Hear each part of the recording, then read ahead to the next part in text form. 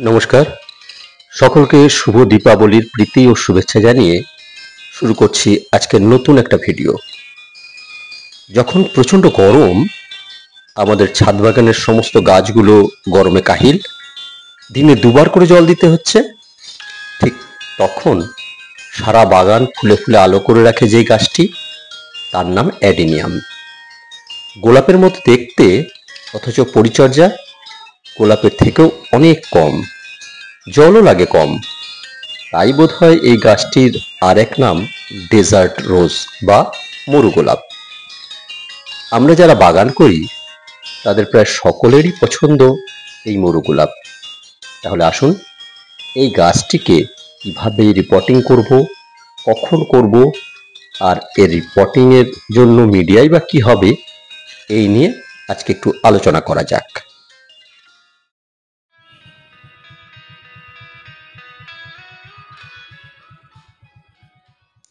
প্রথমে জেনে নিই কোন সময়ে আমরা এই গাছগুলোকে রিপোর্টিং করতে পারি।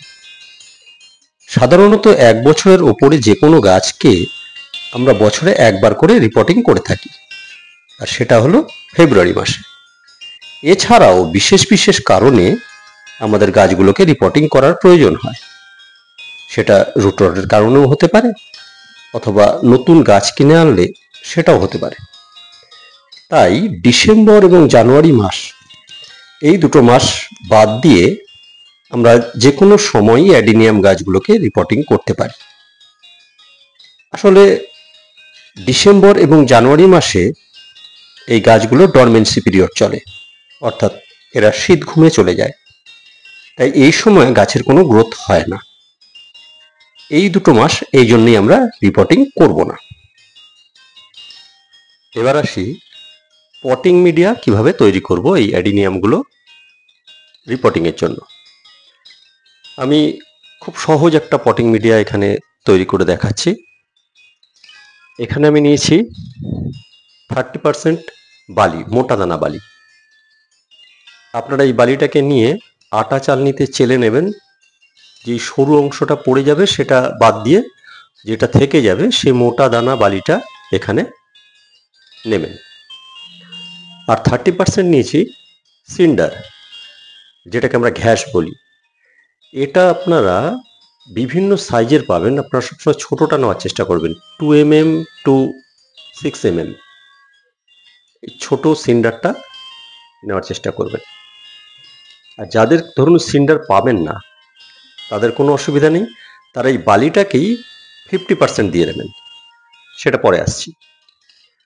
এর সঙ্গে নেবেন 30% গোবর সার বা ভার্মি কম্পোস্ট। গোবর সার হলে পরে অন্তত 1 বছরের পুরনো পচা গোবর সার হওয়া দরকার, বা পাতা পচা সার নিলেও চলবে, কিন্তু অবশ্যই সেটা যেন অনেক পুরনো হয়, 1 বছরের, মিনিমাম 1 বছরের পুরনো হয়। অথবা ভার্মি কম্পোস্ট, সব থেকে ভালো হচ্ছে ভার্মি কম্পোস্ট। আমি এখানে ভার্মি কম্পোস্ট নিয়েছি 30%, আর 10% নিয়েছি কোকোপিট।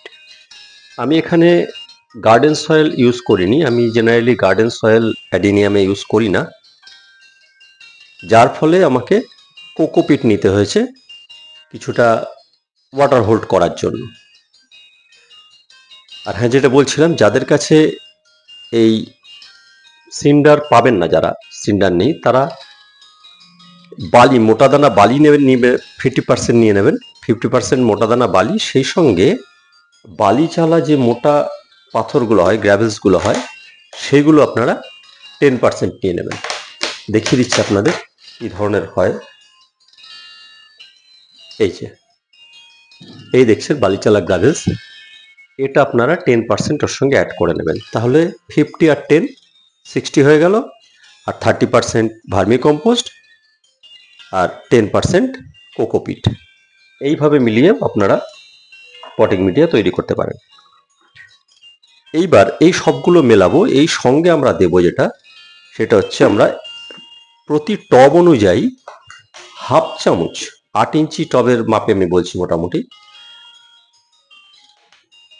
হাফ চামচ করে ফাঙ্গিসাইড নিয়ে নেবেন। আমি এখানে সাফ ইউজ করছি, আপনারা যে কোনো একটা ফাঙ্গিসাইড হাফ চামচ এর সঙ্গে মিলিয়ে দেবেন। মিলিয়ে দিয়ে এই মিশ্রণটাকে ভালো করে মিশিয়ে দিতে হবে। আর যারা ভাবছেন যে 30% কি করে মাপবেন, তাদের জন্য বলি, একটা স্ট্যান্ডার্ড টব নিয়ে সেই টবের 1 টব করে ভার্মি কম্পোস্ট, বালি এবং সিন্ডার নেবেন, আর হাফ টব নেবেন কোকোপিট। এটা মিশিয়ে দিলেই কিন্তু আমাদের পটিং মিডিয়া রেডি হয়ে গেল। এর মধ্যে আমি ছোট গাছ থেকে শুরু করে বড় গাছ যে কোনো গাছই পটিং করতে পারি, কোনো অসুবিধা হবে না। আসুন তাহলে এবার আমরা পটিংটা সেরে ফেলি। কিভাবে পটিং করছি দেখুন। প্রথমে গাছগুলোকে পটিং মিডিয়া থেকে তুলে ফেলতে হবে। তুলে ফেলে যত পটিং মিডিয়া আছে ভালো করে ধুয়ে নিয়ে এটাকে শুকিয়ে ফেলতে হবে। এবারে দেখুন, এই যে ওপর থেকে যে রুটগুলো আছে, এই রুটগুলোকে আমরা একটা একটা করে কেটে দেব। তার জন্য একটা ধারালো ছুরি নেবেন এবং সেটা স্যানিটাইজ করে নিতে হবে হাইড্রোজেন পেরক্সাইড দিয়ে অথবা হ্যান্ড স্যানিটাইজার দিয়ে।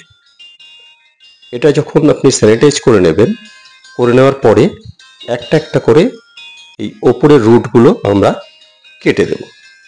এই ওপরের রুট এবং অবাঞ্ছিত যে রুটগুলো, যেটা আমার প্রয়োজন নেই, সেই রুটগুলো কিন্তু আমরা একে একে সব কেটে ফেলব।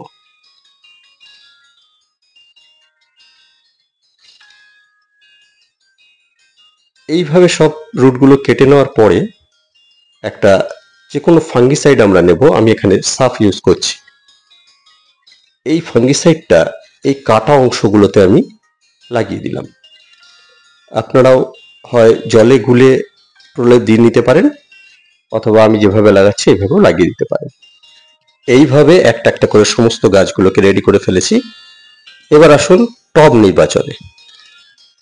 আমরা অ্যাডিনিয়াম গাছের জন্য এমন টব নির্বাচন করব যেটা কিন্তু খুব বেশি বড় হবে না, টবের গায়ের থেকে সামান্য বড় হবে। পরবর্তীকালে আবার যখন চেঞ্জ করব, কডেক্সটা মোটা হবে, সেই সময় আমরা আরেকটু বড় টব চেঞ্জ করব। এবং এই টবগুলো দেখুন, নিচে অনেকগুলো ড্রেনেজ হোল রয়েছে।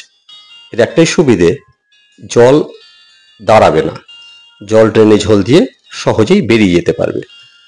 এই ড্রেনেজ হোলগুলোকে আমরা কতগুলো টব ভাঙা দিয়ে প্রথমে ঢেকে নেব।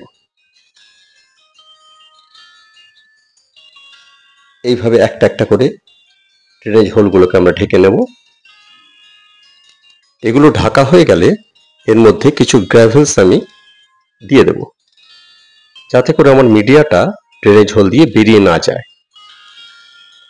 এরপরে টবের কিছুটা অংশ আমি পটিং মিডিয়া ভরে দেব।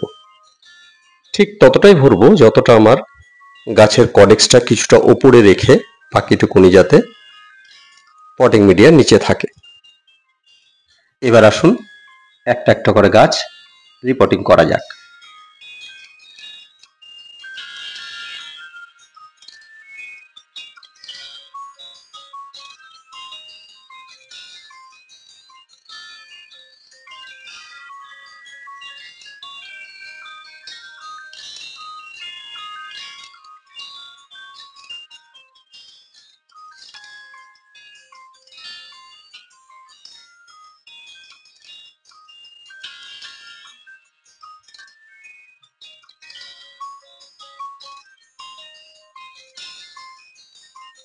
এইভাবে আমি একে একে সমস্ত গাছগুলোকে রিপোর্টিং করে ফেললাম।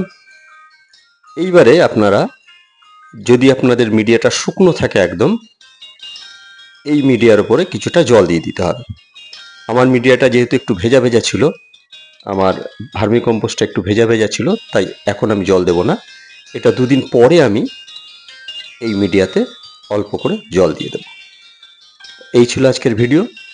যদি ভিডিওটা ভালো লাগে অবশ্যই একটা লাইক করবেন, বন্ধুদের সঙ্গে শেয়ার করবেন, আর অবশ্যই যদি কোনো প্রশ্ন থাকে কমেন্টস বক্সে আমাকে জানাবেন, আমি যথাসাধ্য উত্তর দেওয়ার চেষ্টা করব। আর যারা আমার চ্যানেলে প্রথম, তাদের কাছে অনুরোধ রইল আমার চ্যানেলটা সাবস্ক্রাইব করে বেল আইকনটা প্রেস করে দেবেন, তাহলে আমার পাঠানো ভিডিও সবার আগে আপনার কাছেই পৌঁছবে। আজ তবে এইটুকুই, ধন্যবাদ।